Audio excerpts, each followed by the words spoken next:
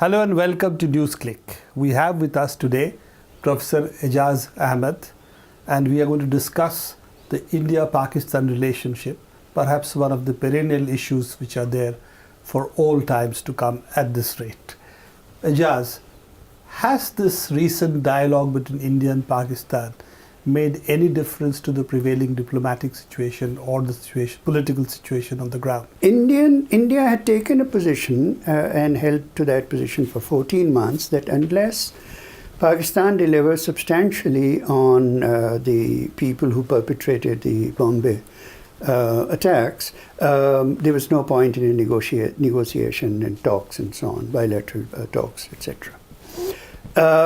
After 14 months of Pakistan not doing anything, India found itself in a very false position where also very large parts of the Indian strategic community, not to speak of major newspapers and so on, and public opinion generally, was pressing and saying this is a defunct policy. So one had to go to sort of do something. So India then took the position that we will talk to them, but not in the framework of a composite dialogue, but only on the issue of terrorism. In that, they handed to Pakistan several dossiers, asked for arrest of Hafiz Saeed, large number of people that India wants Pakistan to hand over to India, and so on and so forth. I think that particular step of secretary level talks was only the initial one, and it cannot by itself have any impact. Renewed dialogue between India and Pakistan is a welcome sign. The thing that worries me is that although we have said, India has said, that we will never allow an American mediation between India and Pakistan. India has relied so heavily on the Americans to get Pakistan to deliver on what they did in Bombay, that it's not exactly a mediation, but it's somewhere around that level. So that Pakistan is saying we need American mediation on Kashmir, India is saying we need American pressure on Pakistan on the issue of Bombay blasts and so on. Do you think in some sense the fact that India did not talk with them for 14 months, effectively believing that it could isolate Pakistan in the current context, now with the US need for a long-term solution and withdrawal out of Afghanistan, the fact that Pakistan has gained in that sense more diplomatic weightage, is one of the issues, one of the reasons that India has actually started this talk? Pakistan, I think, felt that it could afford to be brazen about all this. India was, I believe, very restrained in saying all along, never accusing the Pakistan government, but forces operating from Pakistani soil. And sections of the establishment. Sections of the establishment, but not the Pakistan government. Even these dossiers now, for the first time, India has actually named certain military officers who I believe are probably ISI officers, and so on. For the first time, they have been named. But India has been very reluctant to actually put that kind of pressure. And Pakistanis believed that American need of them was so great, and not only American, but all the NATO countries really in Afghanistan, that they could just be brazen and... It's an interesting issue because this time we saw the jihadi groups which have traditionally operated against India on the Kashmir Day, for instance, hold 3 major rallies. Pakistan government obviously allowed them to do so, didn't allow such a public demonstration last year, for example. It seems that Pakistan is sort of going back to a position that jihadi groups against India or on Kashmir is all right, but jihadi groups operating against Pakistan state or even partially against American interest is not okay. Is that possible as a distinction to keep, or isn't that sort of endangering the Pakistan state itself in the long run? Well, whether or not this kind of distinction is tenable is a separate question. I don't believe it is tenable. But the Pakistan establishment does make that very peculiar distinction, and very, very fundamentally.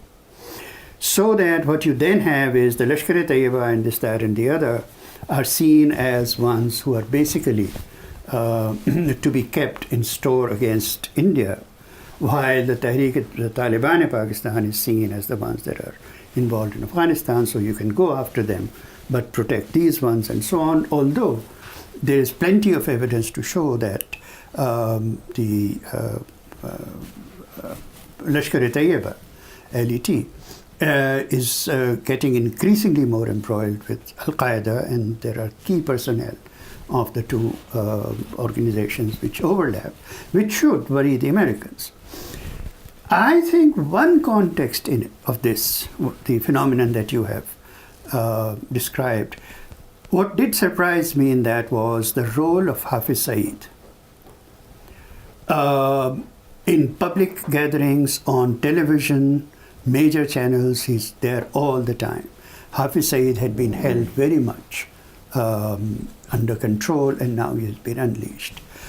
I think the context of it is saying to the Americans, if you want us to go after the Taliban, we will do that. But then showing the Americans that there are these others which will be given greater freedom of movement. And it's very much in the face of India, that you want us to hand these people over to you. Is it a pressure also of the United States that you now deliver in Kashmir, otherwise we will do this? Yes, of course. Yes, of course. That is course. You know, it's an interesting issue that you have this Ilyas Kashmiri, supposedly the biggest Taliban leader, military commander on the ground in Afghanistan. Al-Qaeda, but essentially identified in that sense with all these forces, who started really as a militant in Kashmir. Oh, absolutely. So and a major militant in Kashmir, a major figure in Lashkar-e-Taiba.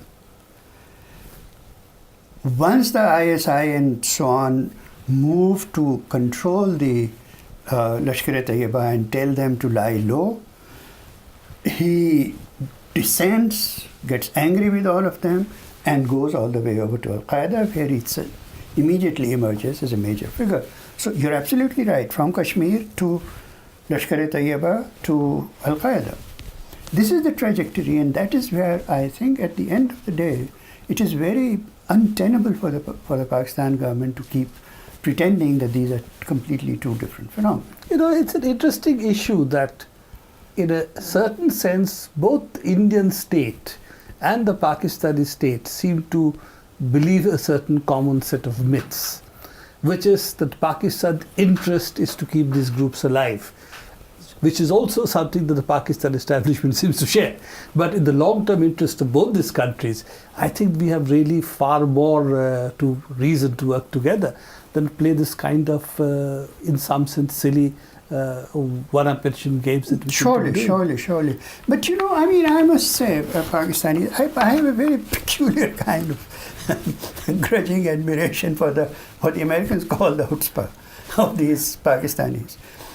Americans go to the United Nations Security Council and get the Security Council to name Hafiz Saeed as a terrorist.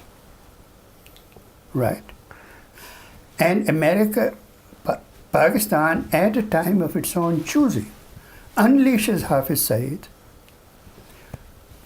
on the Pakistani media and this, that and the other, and there's nothing the Americans can do. India hands over a dossier asking them to arrest Hafiz Saeed and hand him over to India. This we know for a fact. Last week, a federal minister of the Pakistan government stands up and says that India has never asked us to arrest Hafiz Saeed. I mean, there's something deeply admirable about this kind of brazenness. And that's also the problem. That's the problem. But nevertheless, as you rightly point out, the Indian state has also gone too far in thinking the US will deliver a solution to its problems and not recognizing that really need to discuss this through both at the diplomatic level, at the level of the people, and really try and resolve the issues in a different way. And I think the problem with the Indian state is that it simply does not wish to recognize how much weight Pakistan as a country has in that region of West Asia. For all its problems, its economy is untenable without US funding, etc., etc. The jihadis, this, that, and the other. And yet Pakistan is a major presence there, and India has to recognize that and really deal with them, negotiate with them as people who have some clout. And Pakistanis keep proving all the time that they have clout with the Americans.